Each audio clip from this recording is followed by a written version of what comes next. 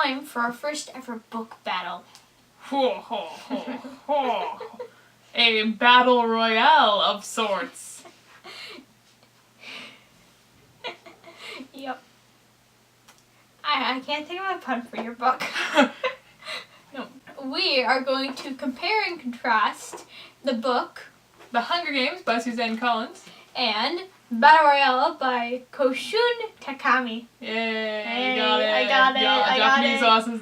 Japanese classes are worth something. Hey. Now this is a very controversial topic, particularly on the internet, because naturally, Battle Royale came first, so everything that's like it that comes after is copying it. How dare you? Favorite book, it's gone. You suck. I hate everything. F you, 12-year-olds and your team PETA, Team Gale, and kids these days. Okay, but like seriously, there are a lot of differences between these books too. Al likes Battle Royale better. I like Hunger Games better, but we both like them both a lot. We both like them. So we're here to kind of battle it out, but not really battle it out because war doesn't end well. Nope. Because we're friends, not allies. Yeah. We're not allies? Allies gives room for backstabbing. See? Yeah. You'd There's probably like be the one to backstab me. Yeah. There's like an unemotional... Just agree with that. Yeah. Like, yeah, I'd be the one to stab you in the back. Just don't sleep with one eye open from now on. Okay. Spoilers for both of these books. Both of them. Okay. So, the theme of Hunger Games. Both these books have kind of similar themes about how, like, violence is bad, but Hunger Games focuses more on the media aspect of violence and how the world is desensitized to it now. By the way, I'm going to be talking about Hunger Games and not the sequels, just focusing on the first book. The whole theme is about kind of the media and how violence is being more exposed to the world now and people are seeing more violence all the time and hand motions. They do really well showing that whole thing, especially with the characters who have been damaged by that in the past, and kind of, you see the characters who have been affected by that in the Capitals way, like the District 1 people who are like, yeah, let's go kill people, and then District 12 who are like, we're starving and now we have to kill each other and everything is terrible. And that reflects more in the psychology later on too. Okay, so the theme of Battle Royale is more of, again, the psychology between the characters, because a difference from Battle Royale is that the people who are fighting against each other have been classmates for over 2 years. So these are people who have had friendships and romantic relationships and know these people. So it kind of asks the question, how well do you know people? And it also has some theme of the government, but it's not too big. Like, it's not a major focus, because again, it's more focused on why do people kill. So it's asking how these classmates are able to turn on each other and kill each other. Yeah, and in the Hunger Games, the government is a major part of it. Like, you see a lot of what's happening with the government before you even get to the games. In this one, you have the games and you introduce the characters, and then you kind of see the government through their eyes, and you kind of have a vague understanding that the government is kind of a totalitarian government. I got you. Yeah, thanks, friend. In which they're controlling, and basically, it is in your last year of middle school. Last year of middle school, so about 14 years of age in this country. And you were being taken to battle it out against your classmates. And this is not a one-time thing. This is happening on several different islands. So it's like every single district is having a battle royale at the same time. Or at least staged out. And in the Hunger Games, it's people that don't know each other in the beginning. So it's kind of, well, Battle Royale would focus more on like the aspect of friends killing each other. This is more about like the world itself coming together in violence. The next thing we're going to compare is the effect of the point of view. So in Battle Royale, we have I think it's called a world view. Is that Third right? person. Third person world view. There's like 3 different third persons though. Third person omniscient. Omniscient. Or no, it's third person. It follows. It's the third person. It follows a character, but it follows like a bunch of different characters. It switches. But it's like. Okay. I'm gonna name it the Neil Schusterman view because that's what he does in all of his books. Yeah, it's the multi-persons view. So you have. There's like the main 2, I think, whose names I can't remember. Yeah, I don't know. There's like the main 2, guy and girl, and then there's like all the other classmates, like all the classmates, except I think 1. has their own chapter in which they either die or they kill someone. And you kind of, in some of the chapters, you go into their backstory and their psychology. So it works out well for them because unlike Hunger Games, you don't learn, like in Hunger Games, you don't learn the backstory of some of the characters. You kind of like vaguely know their names. And this one, you know, well, you don't remember them unless you're really good at names because I think there's like 30? It's like 40 names. I kept having to flip back to the beginning to be like, which character? Oh yeah. There's like 40 names in this thing, so unless you're really good, but each of them have their own backstories and each of them have their own reason as why they are. There's 2 major antagonists, and their backstories are just really bad. Not like bad as in badly written, but like you want to hold them and hug them. But and probably not stab because you. they probably stab you. Yeah, so it works really well for Battle Royale with the multi thing. Yeah. Hunger Games is a first-person point of view all the way through, and you focus on Katniss Everdeen. You're in her head the whole time, which I think is both a positive and a negative thing. It's positive in the way that you stick with this character and you follow her through to the end, so you really get to know her really well, and you get to see like the changes in her psychology and everything, where in Battle Royale it would be more short snippets, and this one you get to like really see it through to the end, so you really feel for her.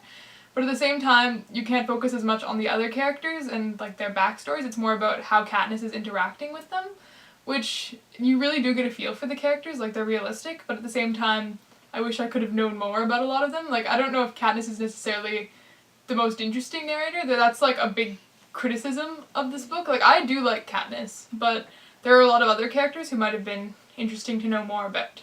So there's that.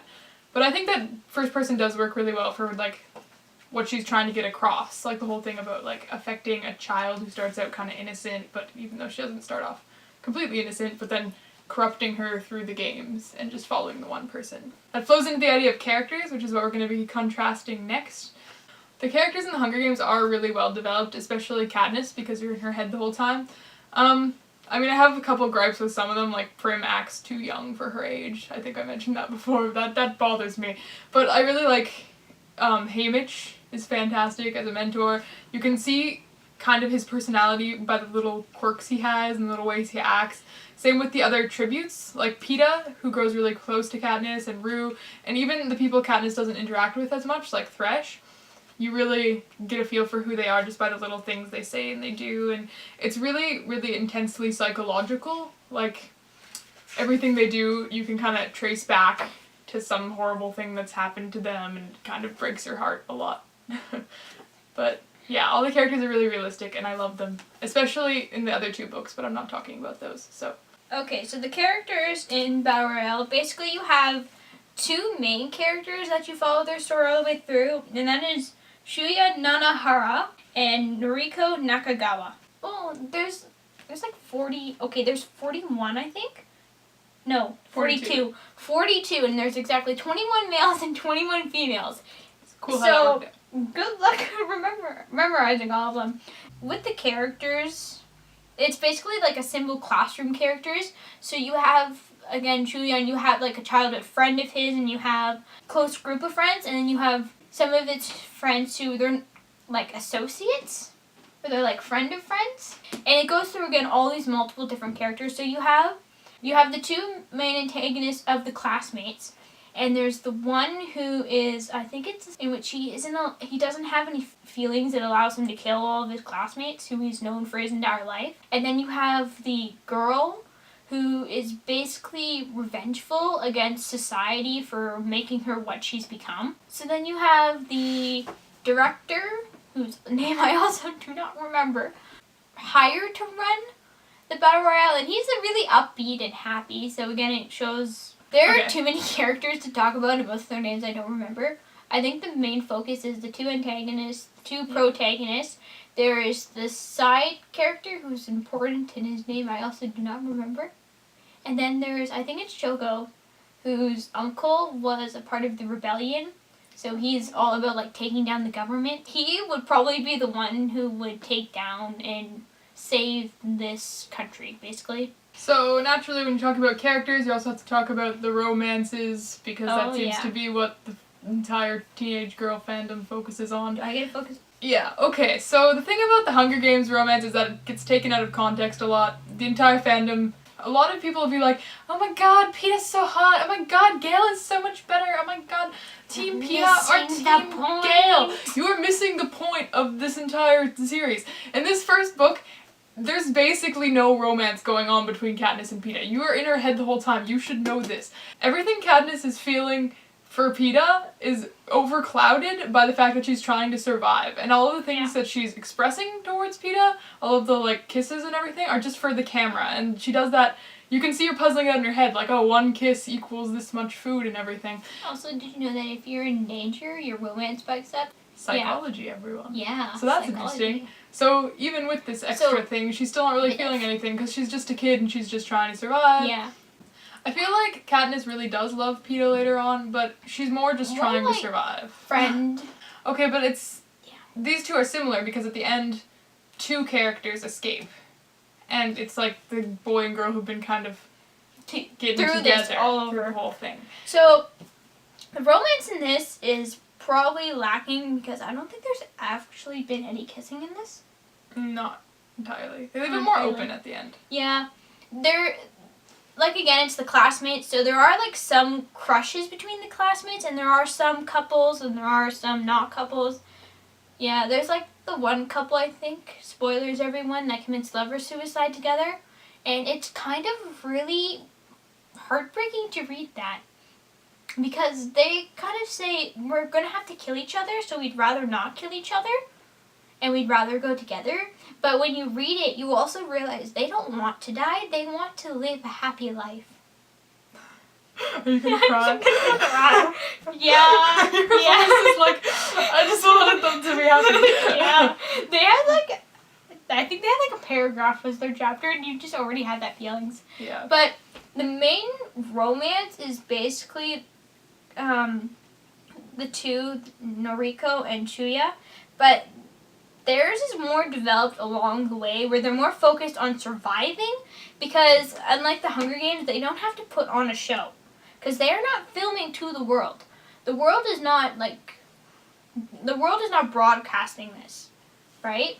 This is something that's happening on an island that everybody is unaware of and will only find out until the end when the victor comes out, and they only know the victor. They won't know who... The parents will know that their kid is being there, but like nobody else will. So there's not again that pressure of needing to be romance. There are some characters who I think confess near the end because they realize they're gonna die. So there's that emotional thing too, but again, the romance isn't focused as much or isn't as common as you see in other young adult books.